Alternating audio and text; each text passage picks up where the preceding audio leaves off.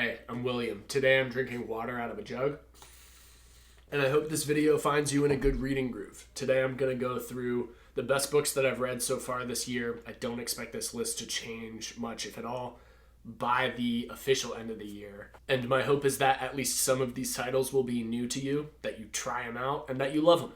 I certainly did. I'll start off with a few honorable mentions. I've been reading all of Shakespeare's plays just as kind of a side project. I've gotten through 6 or 7 of them, and I'm going through them in the order that Shakespeare wrote them. Titus Andronicus has been my favorite so far. It's a tragedy as opposed to a history or a comedy, and it was brutal. It was super violent. I did not expect it to be as intense as it was, and it was intense. Definitely check that one out if you enjoy Shakespeare. Another honorable mention, and this was my favorite book that I'd read so far this year, earlier in the year, is Birnam Wood by Eleanor Catton. This is a thriller that's set in modern times in New Zealand, and it follows a pretty tight cast of characters, one of whom is a billionaire. Some of the other people in the story are 20-somethings who are super left-leaning and have very different ideas about the world and how politics should operate as the billionaire does. It's a super good, fast-paced, entertaining read. I loved it. Another honorable mention that I want to make sure gets a little bit of airtime before I focus on my absolute favorite reads of the year is Let Us Descend by Jesmyn Ward. This is her most ambitious novel to date. She's obviously won a lot of very prestigious awards already. It's a heavy read, but especially if you've read something by Jesmyn Ward before and liked it, you've got to check this one out. It comes out on, I think, October 3rd. I got this copy in advance from the publisher with no expectations from them that I would talk about it or anything. I picked it up, read it, loved it. Before I get to the best novel, best nonfiction book, and best memoir that I've read this year, I want to thank the sponsor of today's video, Skillshare.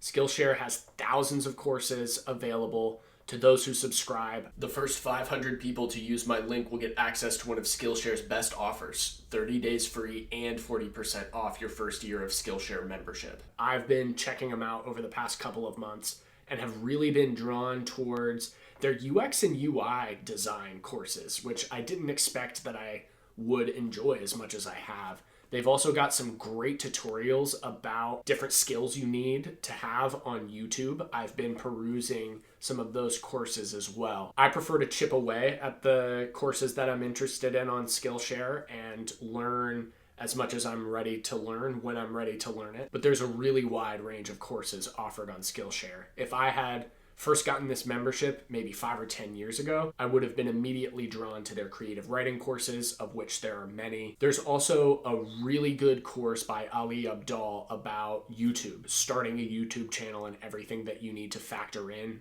when you are getting your channel off the ground. If I could rewind the clock a year and a half or so to when I was starting this channel, I definitely would have devoured that one immediately after getting Skillshare. Thank you to Skillshare for sponsoring the video. The best memoir I read this year, and also the best memoir I've ever read, is This Isn't Going to End Well by Daniel Wallace. And the reason I loved it so much is because most memoirs tend to focus on the writer pretty much exclusively, and the other people who are involved in the story are there to support the narrative about the person who's writing their memoir. But this memoir doesn't really center on Daniel Wallace. It's mostly about his brother-in-law. And the reason it's called This Isn't Going to End Well is because his brother-in-law ended up killing himself. And that's a really dark thing to write a book about. And yet somehow he makes room for so many lighthearted, funny moments in the story. He's celebrating his brother-in-law's life at the same time as he's being really honest about the impact that was felt throughout the rest of the family as a result of especially the suicide, but other decisions that were made along the way in his brother-in-law's life. I can't say enough good things about this book. You'll be deeply moved, you'll laugh really hard, and I've never read anything like this before. To me, it's in a category of its own. It's really only a memoir because there's not a better way to characterize it. You've got to read this thing for yourself. Okay, so that was the best memoir I've read, not only this year, but ever. And this is the best nonfiction book that I've read so far this year. It's called Build the Life You Want.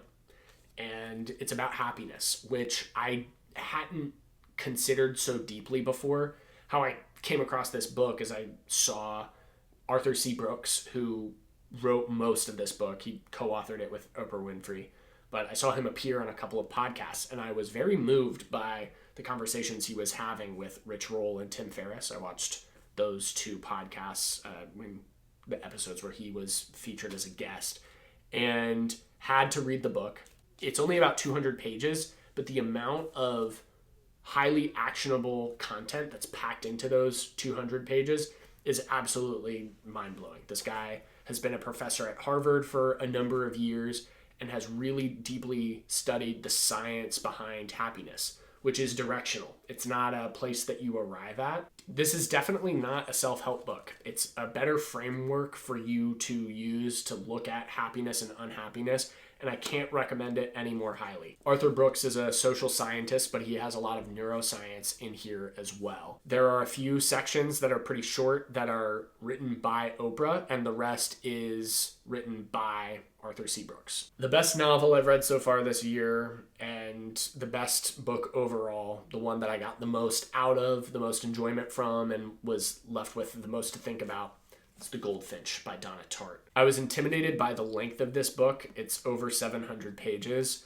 but once I finally got into it, past the first 100 pages or so, and this book really got its hooks in me, I couldn't put it down. I couldn't stop thinking about it, and so I needed to revisit it and keep reading it.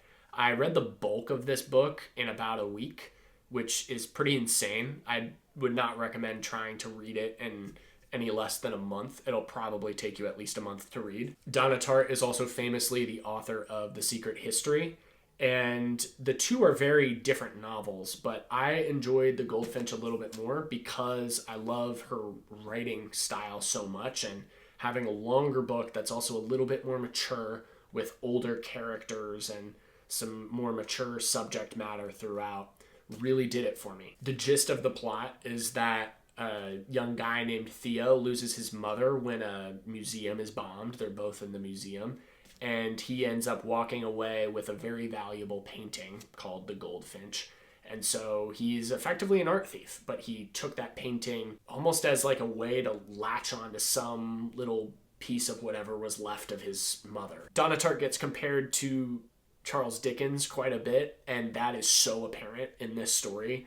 The similarities between their writing styles, but also the heights they can get to with their prose. She's definitely one of the best living novelists that we have, and I love how much she loves what she's doing. You've got to be extremely committed to your craft to be able to turn out something like this novel. In my view, it's a masterpiece, and I feel lucky that it exists and that we're able to read it. I wanted you all to know what my favorite books are definitively at this point in the year, so that if you're looking to maybe buy some gifts for somebody for the holidays, you'll have some good recommendations, but also so that you can have some really solid books to get you through some of the more lonely months of the year coming up here in fall and winter. As always, thank you all for watching. Thank you to Skillshare for sponsoring this video, and I'll see you in the next one.